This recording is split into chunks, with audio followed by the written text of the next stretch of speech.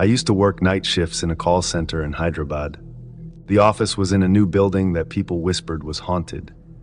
At first, I didn't believe in ghosts or anything supernatural. I thought it was just gossip. But as time went by, strange things began to happen. People said noises were coming from one of the floors. The strange part, that floor was supposed to be empty at night. No one worked there, and the lights were always turned off. Yet, some of my coworkers claimed they heard faint whispers, footsteps, or even laughter when they worked late.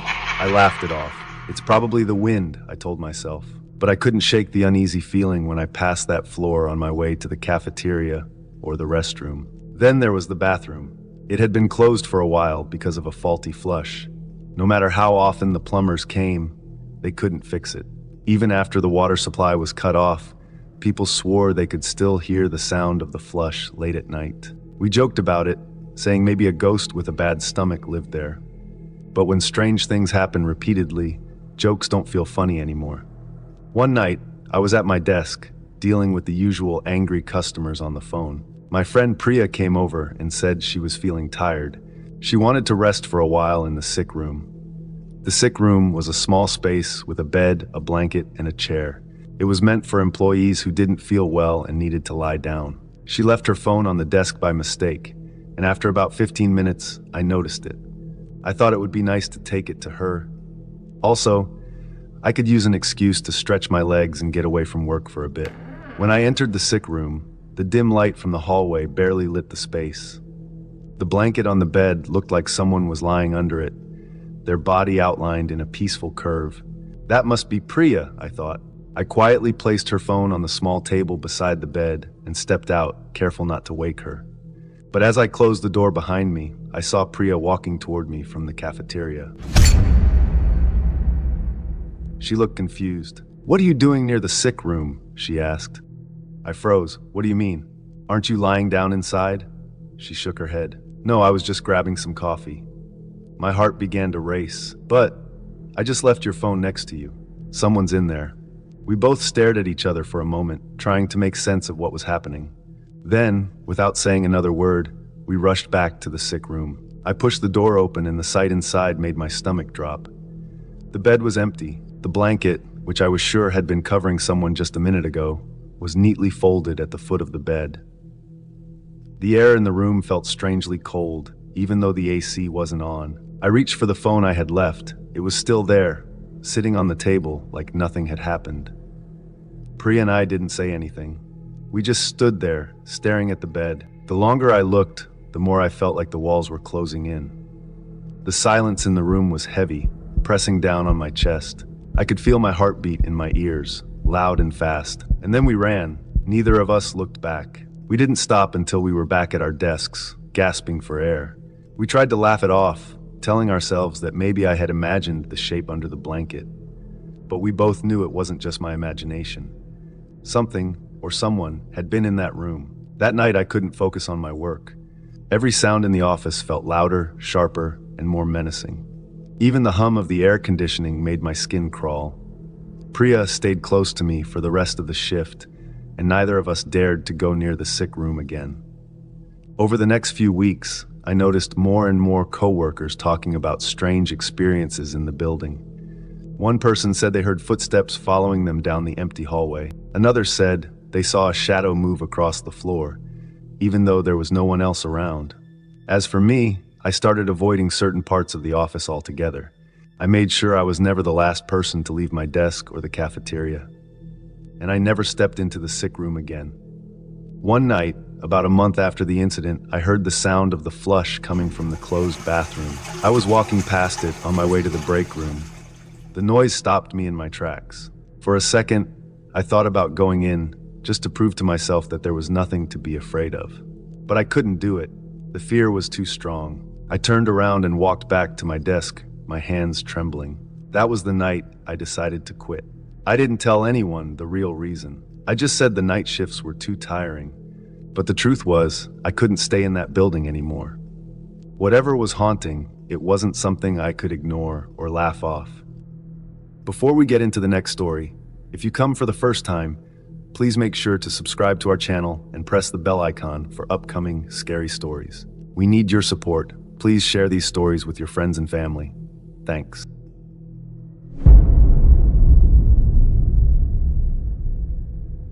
In my late teens, I worked part-time doing maintenance at a cemetery. Most of my tasks were simple: mowing the grass, fixing fences, and keeping the place tidy. It was peaceful work, and I didn't mind being alone. The cemetery wasn't far from my house, and I knew every corner of it. But one night, something happened that I'll never forget. It was late summer, and the weather had been unpredictable all day. The sky was overcast, and the air felt heavy. I was finishing my last task, a fence repair near the back of the cemetery. By the time I packed up my tools, the sun had dipped below the horizon, leaving only a faint glow in the sky. I wasn't scared of the dark, but I couldn't shake the feeling that I needed to hurry. As I walked back toward the small maintenance shed near the front gate, a storm rolled in. It started with distant thunder, low and rumbling, followed by flashes of lightning that lit up the sky. The wind picked up, carrying the scent of rain. Within minutes, the downpour began. Fat raindrops fell so fast that they soaked through my clothes in seconds. I wasn't prepared for it, and there was no time to run back home. The nearest shelter was a bus stop just outside the cemetery gate. It wasn't much, just a small covered bench, but it was better than standing in the rain. The fastest way to get there was to cut straight through the cemetery. I'd walked that path 100 times before, even in the dark, but tonight, the storm made everything feel different. The lightning flashed in quick bursts, illuminating the rows of headstones and casting eerie shadows across the ground. Between the flashes, the world seemed to vanish into complete darkness. The rain was so heavy that it blurred my vision, and every step felt like I was walking through a river. My boots squelched in the mud as water pooled around the graves. I tried to keep my focus on the bus stop in the distance, but the storm distorted everything. Shapes that should have been familiar looked strange. Trees swayed violently in the wind, their branches clawing at the sky. The thunder was so loud it drowned out the sound of my footsteps. I told myself to keep moving, but something about the night felt wrong, like I wasn't alone. Then it happened. I stepped forward, expecting solid ground beneath me. But instead I fell. My foot hit the air, and I went tumbling down. It happened so quickly that I didn't have time to react. One moment, I was running through the cemetery, and the next I was lying in a pool of freezing water. It took me a second to realize what had happened. I had fallen into an open grave. The grave must have been dug earlier that day, and the rain had filled it with water and mud. The walls were steep and slick, offering nothing to hold on to. I scrambled to stand up, but my hands and feet slipped on the wet earth. The muddy water clung to my clothes, making it harder to move. I could feel my heart pounding as I tried to climb out. Lightning lit up the sky again, and for a moment, I saw the world outside the grave. The headstones looked twisted and unfamiliar in the storm's light. Shadows danced across the ground, and in the corner of my eye, I thought I saw something move. I froze, holding my breath, but when the lightning stopped, everything went dark again. The next few minutes felt like hours. Every time I tried to climb out, the mud gave way beneath me. The rain kept pouring, and I could hear water rushing around me. My mind began to play tricks. In the darkness, I imagined hands reaching for me, or faces staring down from the edge of the grave. The storm's noise made it hard to tell what was real. Finally, I found a small foothold in the mud. With all the strength I had, I pulled myself up, inch by inch, until I was able to grab onto the edge. My arms burned as I hoisted myself out of the grave and rolled onto the wet grass. I lay there for a moment, catching my breath, rain pounding against my face. When I stood up, I felt like a different person. My clothes were soaked and covered in mud, and I shivered as the wind cut through me. The cemetery looked even stranger now, with pools of water reflecting the flashes of lightning. I didn't waste any time. I walked as fast as I could toward the gate, not looking back. By the time I reached the bus stop, the storm began to ease. The rain slowed to a drizzle, and the thunder moved farther away. I sat on the bench, dripping wet and shaking, replaying what had just happened in my mind. I told myself it was just an accident, that there was nothing to be afraid of. But even now, years later, I can't forget the way the night felt. The cemetery, once familiar and quiet, had turned into something I didn't recognize. And though I've visited many times since that night, I never walked through it after dark.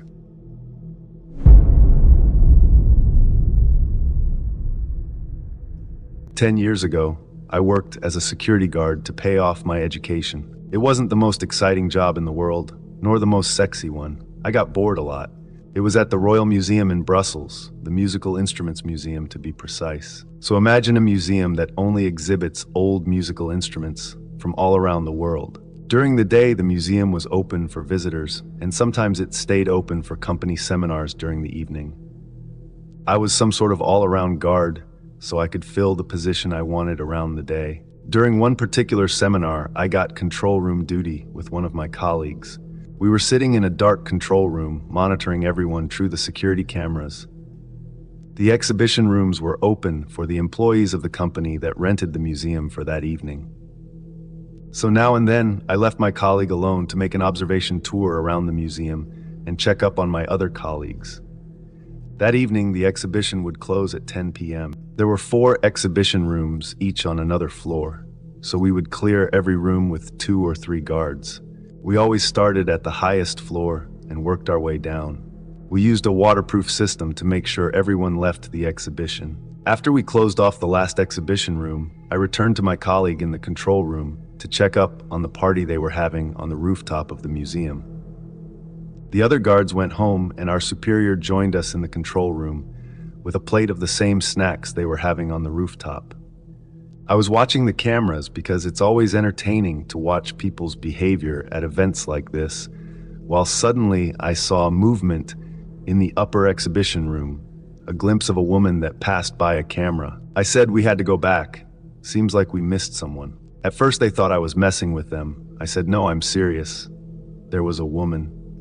So me and my superior headed back to that one room. While we were standing in the elevator, our colleague in the control room said over the walkie-talkie that he couldn't see anyone on camera. But all the rooms there have a dead corner. Upon entering the room, all we saw were the old harps, flutes, and pianos being displayed. So I went one way, my superior the other, until we reached the back of the room, and no one was there. I got chills because I was sure I saw someone. We headed back down, and the very second we entered the control room, the alarm went off in the same exhibition room. We went back and checked the whole place a second time, but the room was empty. Fast forward, a month later, there was another late-night seminar. This time after the rooms were closed, I saw the face of an Asian man staring into the camera. He was standing behind Tibetan prayer bells, or so it seemed. Standing is a big word. It was just a face with nobody underneath it. The lights were already dimmed. It was late and I had a long day behind me, so I won't say it couldn't just be my imagination, but I never saw the same shape or anything that looked like a face ever again. The last event, not sure how to call these things, happened a few months after the other ones. But again, another late-night seminar was going on, one with a concert in the concert hall of the museum. Behind the concert hall, we had our break room where we could go one by one to eat a warm meal and have a small break. We couldn't go through the concert hall, so we had to take a staff-only elevator somewhere in the back of the museum. We had to walk through a lonesome, badly lit hallway to reach that elevator. I just finished my meal when my colleague contacted me over the walkie-talkie to come to the control room. So I stepped into the elevator and pushed the button off the floor where the console room was. The elevator went down, and when I was finally about to reach my floor, it didn't stop. Instead, it descended to the basement. I was a bit scared at that point because I knew no one was there at that time of day, and that place was a labyrinth. The elevator stopped and the doors opened. I quickly pushed the button of the elevator to go up again, but the door wouldn't close. For a few moments, I was staring into the blackest darkness I ever saw. I kept ramming the button, but it didn't close.